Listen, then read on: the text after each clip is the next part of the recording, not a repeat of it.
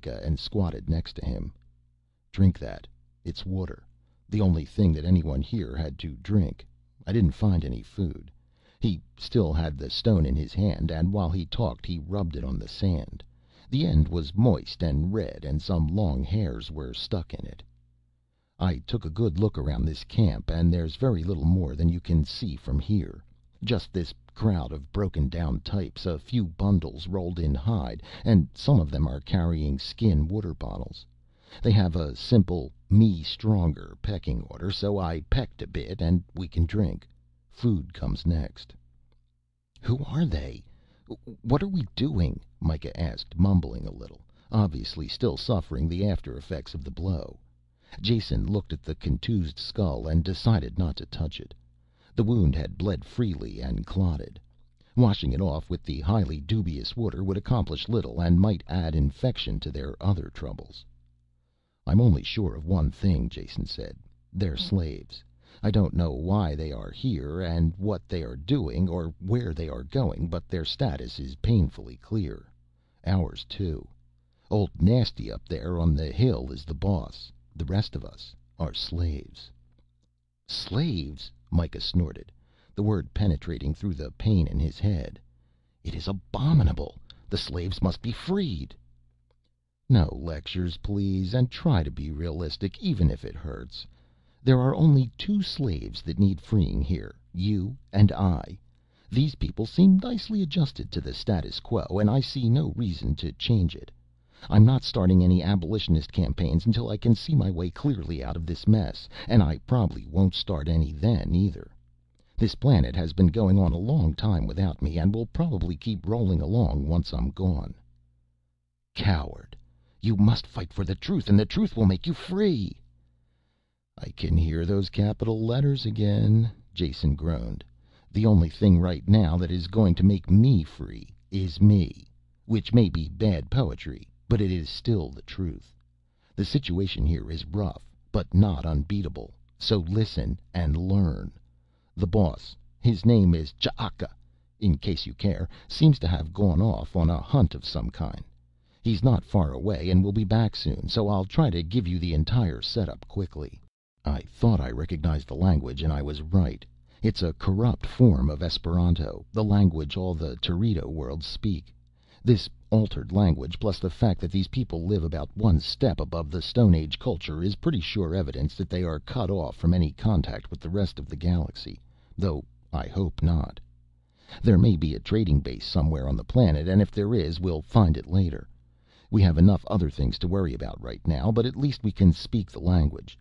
These people have contracted and lost a lot of sounds, and even introduced a glottal stop, something that no language needs, but with a little effort the meaning can still be made out. "I do not speak Esperanto." "Then learn it. It's easy enough, even in this jumbled form. And shut up and listen.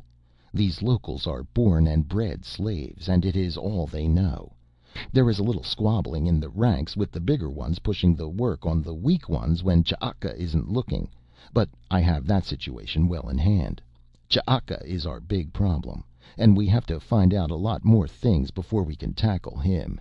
He is boss, fighter, father, provider, and destiny for this mob, and he seems to know his job. So try to be a good slave for a while." "Slave? I?" Micah arched his back and tried to rise. Jason pushed him back to the ground, harder than was necessary. "Yes, you, and me too. That is the only way we are going to survive in this arrangement. Do what everyone else does, obey orders, and you stand a good chance of staying alive until we can find a way out of this tangle."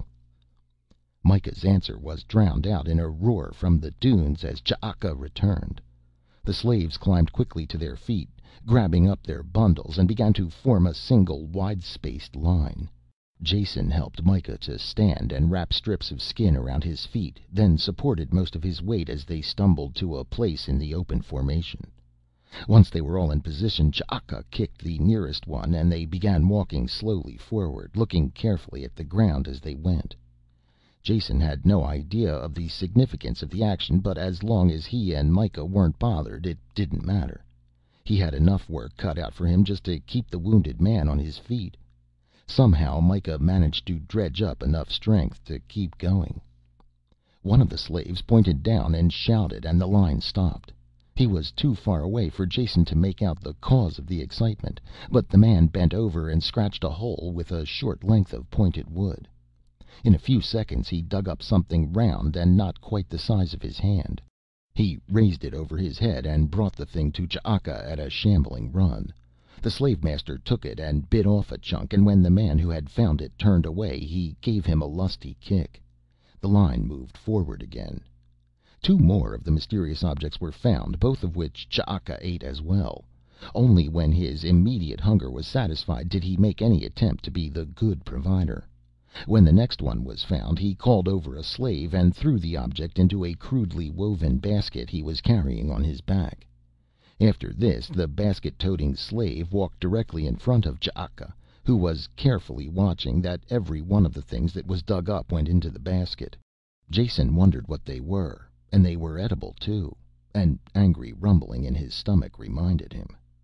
The slave next in line to Jason shouted and pointed to the sand. Jason let Micah sink to a sitting position when they stopped and watched with interest as the slave attacked the ground with his piece of wood, scratching around a tiny sprig of green that projected from the desert sand. His burrowings uncovered a wrinkled gray object from which the green leaves were growing. A root or tuber of some kind. It appeared as edible as a piece of stone to Jason, but obviously not to the slave, who drooled heavily and actually had the temerity to sniff the root. Ch'aka howled with anger at this, and when the slave had dropped the root into the basket with the others, he received a kick so strong that he had to limp back painfully to his position in line. Soon after this Ch'aka called a halt, and the tattered slaves huddled around while he poked through the basket. He called them over one at a time and gave them one or more of the roots according to some merit system of his own. The basket was almost empty when he poked his club at Jason. "K'i nam hevas vi?" he asked. "Mia namo estas Jason, mia amiko estas Micah."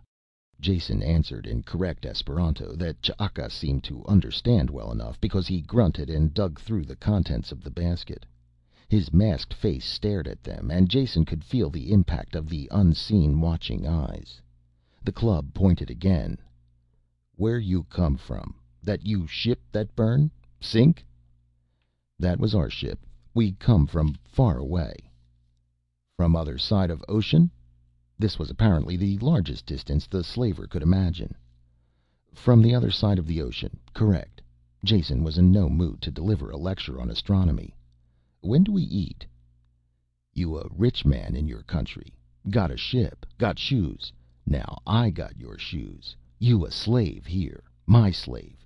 You both my slaves." I'm your slave," Jason said resignedly, "but even slaves have to eat. Where's the food?" Ch'aka grubbed around in the basket until he found a tiny and withered root, which he broke in half and threw into the sand in front of Jason. "Work hard, you get more." Jason picked up the pieces and brushed away as much of the dirt as he could. He handed one to Micah and took a tentative bite out of the other. It was gritty with sand and tasted like slightly rancid wax. It took a distinct effort to eat the repulsive thing, but he did. Without a doubt it was food, no matter how unwholesome, and would do until something better came along. "What did you talk about?" Micah asked, grinding his own portion between his teeth.